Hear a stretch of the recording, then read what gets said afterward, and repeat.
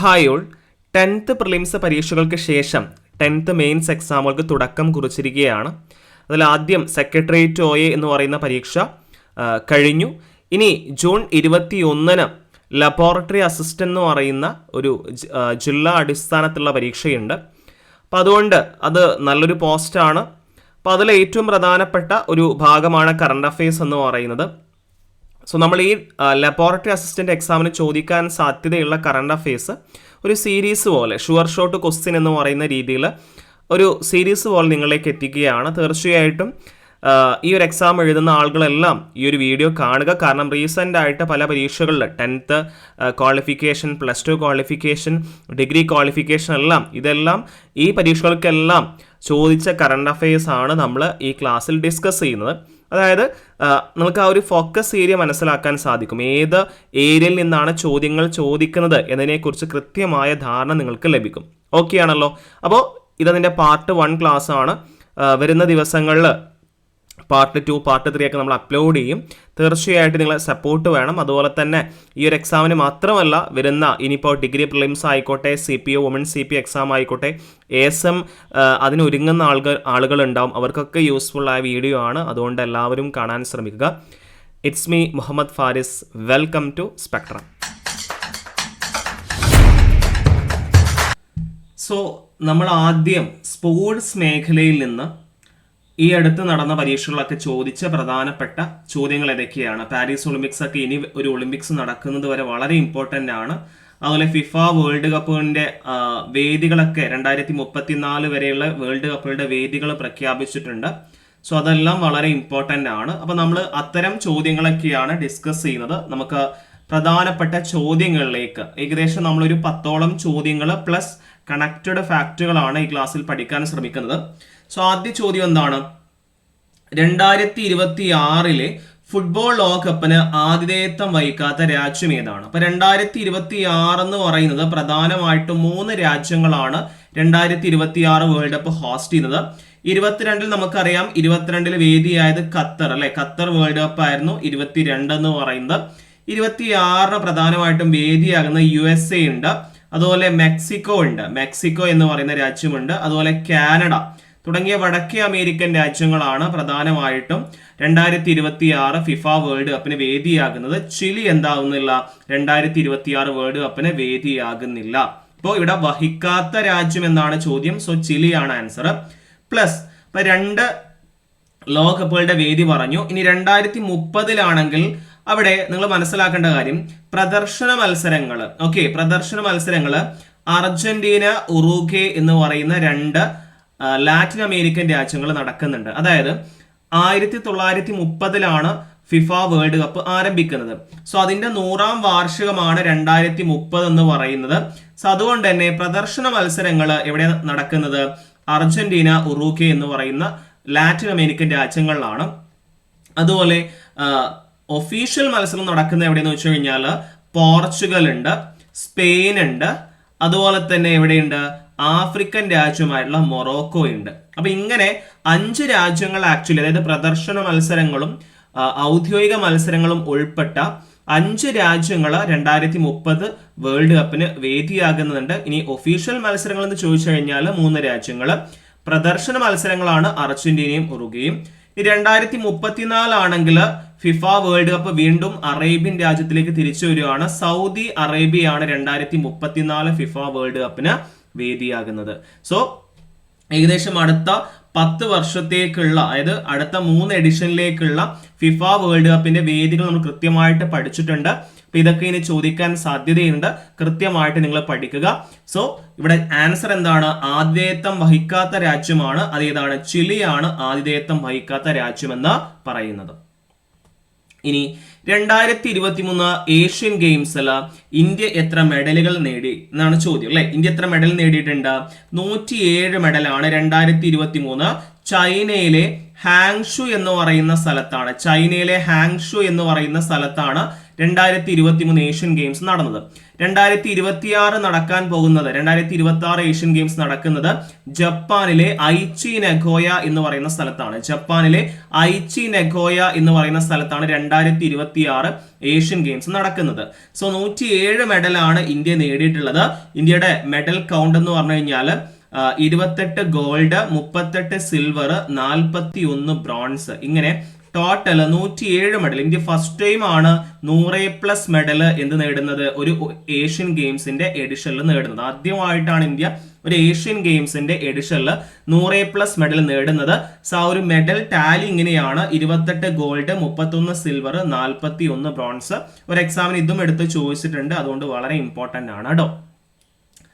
അടുത്തത്, കേരളത്തിൽ നിന്ന് എത്ര കായിക താരങ്ങളാണ് ഈ തവണത്തെ പാരീസ് ഒളിമ്പിക്സിൽ പങ്കെടുത്തത്? അപ്പോൾ പാരീസ് ഒളിമ്പിക്സ് അടുത്ത 2028 ലോസ് ഏഞ്ചലസ് ഒളിമ്പിക്സ് നടക്കുന്നത് വരെ പാരീസ് ഒളിമ്പിക്സുമായി ബന്ധപ്പെട്ട ചോദ്യങ്ങൾ നിരന്തരം നമുക്ക് പ്രതീക്ഷിക്കാൻ സാധിക്കുന്നതാണ്. സോ അതുകൊണ്ട് തന്നെ കേരളത്തിൽ നിന്ന് എത്ര മലയാളികളാണ് പങ്കെടുത്തുള്ളതെന്നാണ് ചോദ്യം. 117 പേര് ടോട്ടലി ഇന്ത്യക്ക് വേണ്ടി മത്സരിച്ചിട്ടുണ്ട്. ഇന്ത്യക്ക് വേണ്ടിയിട്ട് 117 പേര് മത്സരിച്ചിട്ടുണ്ട്. അതിൽ 7 പേരായിരുന്നു മലയാളികൾ. ഓക്കെ, 117 പേരിൽ 7 മലയാളികളാണ് ഈ തവണത്തെ പാരീസ് ഒളിമ്പിക്സിൽ ഇന്ത്യക്ക് വേണ്ടി മത്സരിച്ചത്. അതിൽ മെഡൽ നേടിയ മലയാളിയാണ് PR ശ്രീജേഷ് എന്ന് പറയുന്നത്. ഓക്കെ, മെഡൽ നേടിയ മലയാളിയാണ് PR ശ്രീജേഷ് എന്ന് പറയുന്നത്. പിന്നെ HS പ്രണോയ് ഉണ്ടായിരുന്നു, അതുപോലെ തന്നെ അബ്ദുള്ള അബൂബക്കർ ഉണ്ടായിരുന്നു. പിന്നെന്താണ്, പിന്നെ 4x400 മീറ്ററിൽ മിജോ ചാക്കോ കുര്യൻ, മുഹമ്മദ് അജ്മൽ എന്നൊക്കെ പറഞ്ഞിട്ട് 4 പേരും 4x400 മീറ്ററിൽ മത്സരിച്ചിരുന്നു. അപ്പൊ അങ്ങനെ 7 പേര്, 3 പേര് ഇൻഡിവിജ്വൽ ഇനത്തിലും പിന്നെ റിലേയിൽ 4 പേര്, അങ്ങനെ ടോട്ടൽ 7 പേരാണ് ഇന്ത്യക്ക് വേണ്ടിയിട്ട് പാരീസ് ഒളിമ്പിക്സിൽ മത്സരിച്ചത്. അപ്പോൾ 7 ആണ് ആൻസർ ആയിട്ട് ഇവിടെ വരുന്നത്. 7 ആണ് ആൻസർ ആയിട്ട് വരുന്നത്. അടുത്തത്, 2024 പാരീസ് ഒളിമ്പിക്സിൽ ഇന്ത്യയുടെ മെഡൽ നേട്ടത്തിൽ തെറ്റായത് കണ്ടെത്തുക. ഇന്ത്യക്ക് 2024 പാരീസ് ഒളിമ്പിക്സിൽ 1 സിൽവറും 5 ബ്രോൺസും ആണ് കിട്ടിയത്. ഇന്ത്യയുടെ സ്ഥാനം എന്ന് പറഞ്ഞു കഴിഞ്ഞാൽ 71ാം സ്ഥാനമായിരുന്നു. ഓക്കെ, 1 സിൽവറും 5 ബ്രോൺസും. ഇന്ത്യയുടെ സ്ഥാനം എന്ന് പറഞ്ഞാൽ 71ാം സ്ഥാനമായിരുന്നു. കഴിഞ്ഞ ഒളിമ്പിക്സിനേക്കാൾ ഒരു മോശം പ്രകടനമാണ്. ഓക്കെ, അപ്പൊ എങ്ങനെയാന്ന് പറയാം. ഇന്ത്യയുടെ 5 ബ്രോൺസ് എന്ന് പറഞ്ഞു കഴിഞ്ഞാൽ ഒന്ന് മനു ഭാക്കർ. ഓക്കെ, വെങ്കല മെഡൽ 10 മീറ്റർ എയർ പിസ്റ്റളിൽ മനു ഭാക്കർ എന്ത് ലഭിച്ചിട്ടുണ്ട്, ബ്രോൺസ് ലഭിച്ചിട്ടുണ്ട്. പിന്നെ മനു ഭാക്കറും സരബ്ജോത് സിംഗും, ഇവർക്ക് 2 പേർക്കും 10 മീറ്റർ എയർ പിസ്റ്റൾ മിക്സഡ് വിഭാഗത്തിൽ, ഓക്കെ, മനു ഭാക്കറിനും അതുപോലെ സരബ്ജോത് സിംഗിനും 10 മീറ്റർ എയർ പിസ്റ്റൾ മിക്സഡ് വിഭാഗത്തിൽ വെങ്കല മെഡൽ ലഭിച്ചിട്ടുണ്ട്. മൂന്നാമത്തെ ആളാണ് സ്വപ്നിൽ കുഷാലെ, 50 മീറ്റർ റൈഫിൾ 3 പൊസിഷനിൽ വെങ്കല മെഡൽ നേടിയിട്ടുണ്ട്, അതും ശരിയാണ്. ഇനി അമൻ ഷെഹ്റാവത്ത് എന്ന് പറയുന്ന 57 കിലോഗ്രാം ഗുസ്തിയിൽ ഒരു ഗുസ്തി താരം ബ്രോൺസ് നേടിയിട്ടുണ്ട്. അമൻ ഷെഹ്റാവത്ത് എന്ന് പറയുന്ന ഒരു ഇന്ത്യൻ താരം 57 കിലോഗ്രാം ഗുസ്തിയിൽ വെങ്കല മെഡൽ നേടിയിട്ടുണ്ട്. പ്ലസ് എന്തുണ്ട്, ഇന്ത്യൻ മെൻസ് ഹോക്കി ടീം വെങ്കല മെഡൽ നേടിയിട്ടുണ്ട്. അപ്പൊ വെങ്കല മെഡൽ നേടിയ ആൾക്കാരാണ് മനു ഭാക്കർ 2 ഇനത്തില്, പിന്നെ സ്വപ്നിൽ കുസാലെ, പിന്നെ അമൻ ഷെഹ്റാവത്ത്, പിന്നെ Indian men's hockey team. Neeraj ചോപ്രക്ക് സിൽവർ ആണ് ലഭിച്ചിട്ടുള്ളത്, വെങ്കലമല്ല കേട്ടോ. അപ്പോൾ ഇത് ഓപ്ഷൻ തെറ്റാണ്. നീരജ് ചോപ്രക്ക് എന്താണ്, സിൽവർ മെഡലാണ് ലഭിച്ചിട്ടുള്ളത്. അതിൽ ഗോൾഡ് മെഡൽ നേടിയത് അർഷാദ് നദീം എന്ന് പറയുന്ന പാകിസ്ഥാൻ താരമാണ്. അതൊരു എക്സാമിന് ചോദിച്ചിട്ടുണ്ട്. അർഷാദ് നദീം എന്ന് പറയുന്ന പാകിസ്ഥാൻ താരത്തിനാണ് 2024 പാരീസ് ഒളിമ്പിക്സിലെ ജാവലിൻ ത്രോയില്, പുരുഷ ജാവലിൻ ത്രോയില് സ്വർണ്ണ മെഡൽ ലഭിച്ചത്. വെള്ളി മെഡലാണ് നീരജ് ചോപ്രക്ക് ലഭിച്ചത്, വെങ്കല മെഡൽ അല്ല. അതുകൊണ്ട് ഓപ്ഷൻ എ തെറ്റാണ്. ഇവിടെ തെറ്റായത് കണ്ടെത്തുക എന്നുള്ളതാണ് ചോദ്യം. സോ എ ആണ് ആൻസർ. 2024 പാരീസ് ഒളിമ്പിക്സിൽ ഇന്ത്യ നേടിയ ആകെ മെഡലുകൾ എത്രയാണ് അല്ലെ? നമ്മൾ പറഞ്ഞാണ് 1 സിൽവറും 5 ബ്രോൺസും അടക്കം 6 മെഡലാണ് ഇന്ത്യ നേടിയത് അല്ലെ? 6 മെഡൽ. ഇന്ത്യയുടെ സ്ഥാനം എത്രയാണ്? 71 ആണ്. ഇന്ത്യയുടെ സ്ഥാനം എത്രയാണ്? 71 ആണ്. താഴെ പറയുന്ന പ്രസ്താവനകൾ ശരിയോ തെറ്റോ എന്ന് പരിശോധിക്കുക. 2023 ദേശീയ ഗെയിംസിൽ, ഇത് 2023 അപ്പൊ ഇവിടെ 3 സ്റ്റേറ്റ്മെന്റും ശരിയാണ്. ഓക്കെ, 3 സ്റ്റേറ്റ്മെന്റും ശരിയാണ്. ഈ 2025 വന്നു കഴിഞ്ഞാൽ ചാമ്പ്യൻഷിപ്പ് പട്ടം, അതായത് രാജാ ബലേന്ദ്ര സിംഗ് ട്രോഫി നേടിയത് അത് ആരാണ്? സർവീസസ് ആണ്. ഓക്കെ, നമ്മൾ 25 38ാമത് ദേശീയ ഗെയിംസിനെ കുറിച്ചാണ് പറയുന്നത് കേട്ടോ. ഇത് 37 2023 എന്ന് പറഞ്ഞു കഴിഞ്ഞാൽ 2 വർഷം കൂടുമ്പോഴാണ് ദേശീയ ഗെയിംസ് നടക്കുക. സോ 37ാമത്തെ നാഷണൽ ഗെയിംസിനെ കുറിച്ചാണ് ഈ ചോദ്യം എന്ന് പറയുന്നത്. സോ അവിടെ രാജാ ബലേന്ദ്ര സിംഗ് ട്രോഫി മഹാരാഷ്ട്രക്കാണ്. എന്നാൽ 2025 ഈ വർഷം നടന്ന 38ാമത് നാഷണൽ ഗെയിംസിൽ രാജാ ബലേന്ദ്ര സിംഗ് ട്രോഫി അഥവാ ഓവറോൾ ചാമ്പ്യൻഷിപ്പ് കിരീടം നേടിയത് സർവീസസ് ആണ്. ഇനി നമ്മുടെ കേരളത്തിന്റെ സ്ഥാനം എന്ന് പറഞ്ഞാൽ 14ാം സ്ഥാനമാണ് കേരളത്തിൽ ലഭിച്ചത് കേട്ടോ. കേരളത്തിന്റെ സ്ഥാനം എത്രയാണ്? 14 കഴിഞ്ഞ വർഷം 5ാം സ്ഥാനമൊക്കെ കേരളത്തിൽ ലഭിച്ചിരുന്നു. ഇത്തവണ അത് 14ാം സ്ഥാനത്തിലോട്ട് നീങ്ങി. ഓക്കെ ആണല്ലോ. അപ്പോൾ മോശം പ്രകടനമാണ് കേരളത്തെ സംബന്ധിച്ച്. ഇനി ഈ ഗെയിംസിന് വേദിയത് ഗോവയാണ്. അതായത് 2023 നാഷണൽ ഗെയിംസിനാണ് ഗോവ. 2025 ആണെങ്കിൽ എവിടെയാണ്? ഉത്തരാഖണ്ഡ് ആണ് കേട്ടോ. ഉത്തരാഖണ്ഡിലാണ് 2025 നാഷണൽ ഗെയിംസിന് വേദിയായത്. ഇനി 27 എവിടെയാണ്? മേഘാലയയിലാണ്. അപ്പൊ 23 ഗോവയിൽ, 25 ഉത്തരാഖണ്ഡ്, 27 മേഘാലയ. ചാമ്പ്യൻസ് ഇത്തവണ സർവീസസ് ആണ്. കേരളത്തിന്റെ സ്ഥാനം 14 കേട്ടോ. 14 കേരളത്തിന്റെ സ്ഥാനം എന്ന് പറയുന്നത്. 2028 സമ്മർ ഒളിമ്പിക്സ് നടക്കുന്ന സ്ഥലം എവിടെയാണ്? സമ്മർ ഒളിമ്പിക്സ് ഞാൻ നേരത്തെ പറഞ്ഞാണ് USA അല്ലെ. 2028 സമ്മർ ഒളിമ്പിക്സിന്റെ വേദി എന്ന് പറഞ്ഞു കഴിഞ്ഞാൽ USA ലോസ് ഏഞ്ചലസിലാണ്. ഓക്കെ. ഇപ്പൊ 2022 വിന്റർ ഒളിമ്പിക്സ് ഉണ്ടായിരുന്നു. വിന്റർ ഒളിമ്പിക്സിന് വേദിയായത് ചൈനയാണ്. ചൈന. ഓക്കെ. 2026 വിന്റർ ഒളിമ്പിക്സ് നടക്കുന്നത് ഇറ്റലിയാണ്. ഇറ്റലി. അതുപോലെ 2020 ഒളിമ്പിക്സ് സമ്മർ ഒളിമ്പിക്സ് നടന്നത് ടോക്കിയോയിലാണ്. 20 പ്രഖ്യാപിച്ചതെങ്കിലും 21 കൊറോണ വൈറസ് മൂലം നടന്നത്. 24 എന്ന് പറഞ്ഞത് നമ്മുടെ ഇപ്പോൾ റീസെന്റ് ആയിട്ട് കഴിഞ്ഞ പാരീസിലാണ്. 28 സമ്മർ ഒളിമ്പിക്സ് നടക്കുന്ന എവിടെയാണ്? ലോസ് ഏഞ്ചലസ് USA ആണ് കേട്ടോ. Los Angeles USA. 2024 French Open വനിതാ സിംഗിൾസ് ചാമ്പ്യൻ ആരാണ്? നിങ്ങൾ മനസ്സിലാക്കുക. നമുക്കറിയാം ഒരു വർഷത്തിൽ പ്രധാനമായിട്ടും 4 ഗ്രാൻഡ് സ്ലാം ആണ് നടക്കുക. ആദ്യം നടക്കുന്നത് ഓസ്ട്രേലിയൻ ഓപ്പൺ ആണ്, പിന്നെ ഫ്രഞ്ച്, പിന്നെ വിംബിൾഡൺ, പിന്നെ US ഓപ്പൺ. ഇതാണ് ആ ഒരു ഗ്രാൻഡ് സ്ലാമിന്റെ ഓർഡർ. അതൊരു തവണ ചോദിച്ചിട്ടുണ്ട്. സോ ഓസ്ട്രേലിയൻ ഓപ്പണിലും US ഓപ്പണിലും പുരുഷ വനിതാ വിജയികൾ സെയിം ആണ്. 2024 ഓസ്ട്രേലിയൻ ഓപ്പണിലും US ഓപ്പണിലും പുരുഷ വനിതാ വിജയികൾ സെയിം ആണ്. പുരുഷന്മാരിൽ നമ്മുടെ വിജയിയായത് യാനിക് സിന്നർ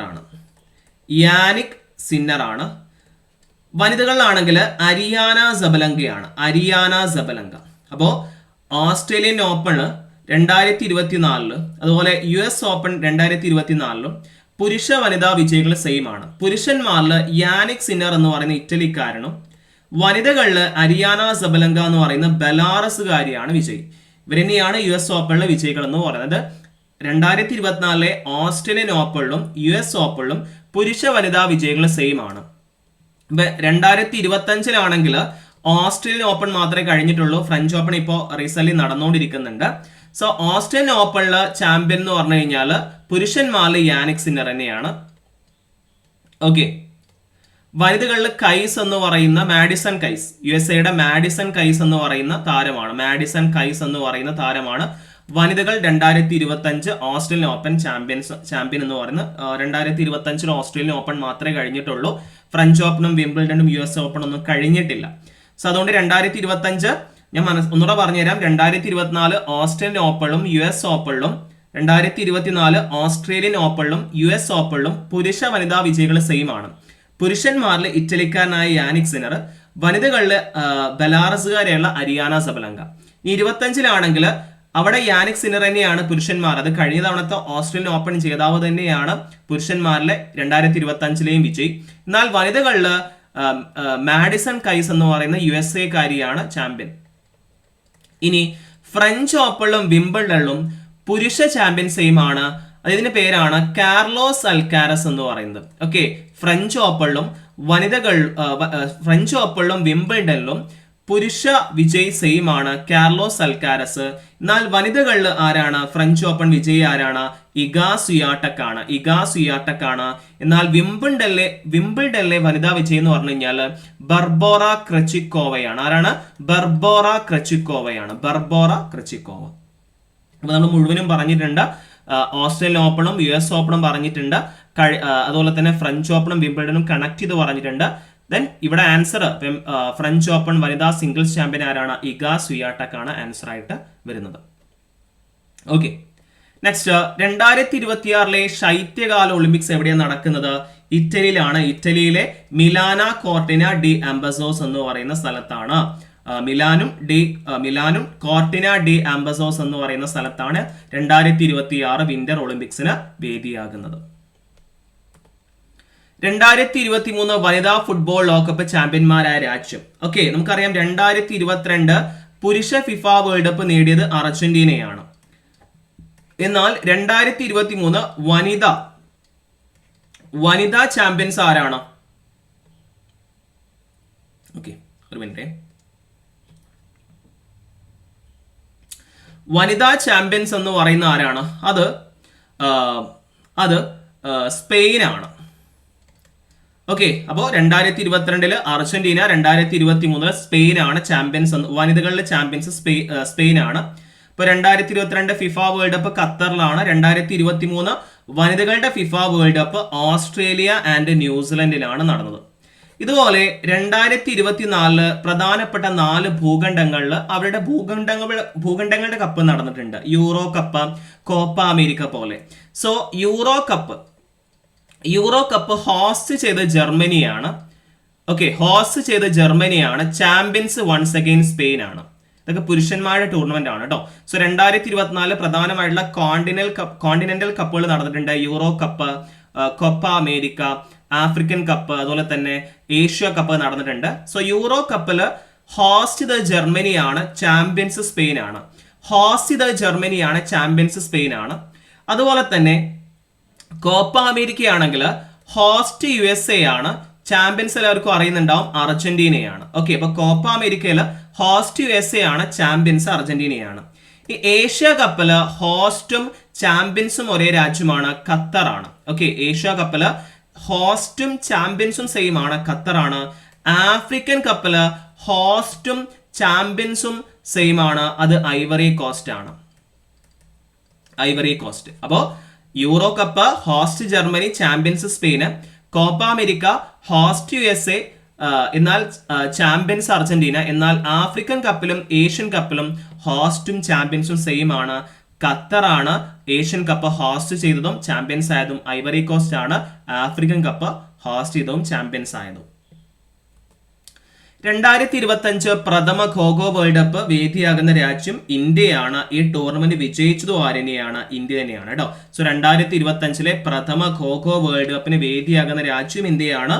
അതുപോലെ തന്നെ ഈ ടൂർണമെന്റ് ജയിച്ചതും ആരെന്നെയാണ്? ഇന്ത്യ തന്നെയാണ്. ഇത് വിവരിക്കുകയാണ്, വളരെ ഇമ്പോർട്ടന്റ് ആണ്, ഇനിയും ചോദിക്കുക കേട്ടോ. ഓക്കെ, ഖോഖോ എന്ന് പറഞ്ഞു കഴിഞ്ഞാൽ അതിൽ എത്ര പേരുണ്ടാവും? ഒരു ടീമിൽ 9 പേര് അല്ലെ. ഖോഖോ എന്ന് പറഞ്ഞു കഴിഞ്ഞാൽ ഒരു ടീമിൽ എത്ര പേരുണ്ടാവും? 9 പേര്. ഓക്കെ, അപ്പൊ നമ്മൾ ഈ ഒരു ക്ലാസ്സിൽ റീസെന്റ് ആയിട്ട് ചോദിച്ച സ്പോർട്സ് മേഖലയിൽ നിന്നുള്ള ചോദ്യങ്ങളും അതുപോലെ തന്നെ അതിനെ കണക്റ്റഡ് ഫാക്റ്റുകളുമാണ് പറഞ്ഞത്. അപ്പൊ ഇതുപോലെ നമ്മൾ പാർട്ട് 2, പാർട്ട് 3 ഒരുപാട് ഹോസ്റ്റ്, അതായത് പ്രധാനപ്പെട്ട സമ്മിറ്റുകൾ, അവാർഡുകൾ, പുരസ്കാരങ്ങൾ. അവാർഡുകൾ എന്ന് പറയുമ്പോൾ അത് സാഹിത്യ പുരസ്കാരങ്ങൾ, ഫിലിം അവാർഡ്സ് ഇതൊക്കെ പെടും. പിന്നെ നൊബേൽ, ഇങ്ങനെയുള്ള കാര്യങ്ങളൊക്കെ നമ്മൾ ഡിസ്കസ് ചെയ്യുന്നുണ്ട്. കൃത്യമായിട്ട് നമ്മുടെ ക്ലാസ്സിൽ കണ്ടു കഴിഞ്ഞാൽ വരുന്ന എക്സാമിന് വളരെ യൂസ്ഫുൾ ആയിട്ട് മാറും. അപ്പോൾ നിങ്ങളുടെ അഭിപ്രായങ്ങളും സംശയങ്ങളും നിങ്ങൾ കമൻറ്റ് ബോക്സിൽ അറിയിക്കുക. ഇഷ്ടമായാൽ തീർച്ചയായിട്ടും നിങ്ങളുടെ അഭിപ്രായം കമൻറ്റ് ബോക്സിൽ രേഖപ്പെടുത്തുക. PSC പ്രിപ്പയർ ചെയ്യുന്ന നിങ്ങളുടെ ഫ്രണ്ട്സിലേക്ക് ഈ ചാനൽ ഷെയർ ചെയ്യുക. ഓക്കെ, സോ നമുക്ക് അടുത്ത പാർട്ടുമായിട്ട് വീണ്ടും കാണാം. അതുവരേക്കും എല്ലാവർക്കും താങ്ക് യു.